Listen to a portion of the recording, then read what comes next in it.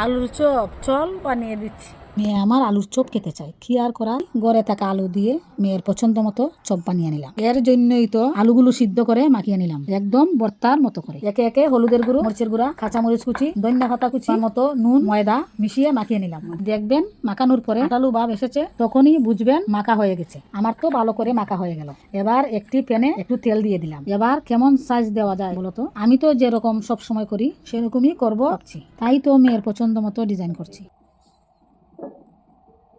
এই তো হয়ে গেল, এবার তেলে ভাজলেই রেডি। তাই বলে তোমরা চলে যেও, পুরো ভিডিওটা দেখে যাও। আমার রান্না করতে খুবই ভালো লাগে, তা যদি তোমাদের সাথে শেয়ার করি আরো ভালো লাগে। এই দেখো কথা বলতে বলতে এক্সাইট হয়ে গেল, তাই তো উল্টে পাল্টে দিচ্ছি। আজকের ভিডিওটি করেছি অন্যভাবে, তোমাদের কেমন লাগলো জানি। এবার তুলে ফেললাম।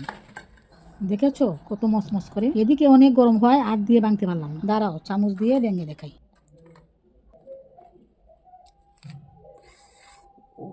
ভিতরটা অনেক সুন্দর হয়েছে। আজকের ভিডিওটি কেমন লাগলো জানিও। সাবস্ক্রাইব করে পাশে থেকো। দেখা হচ্ছে পরের ভিডিওতে।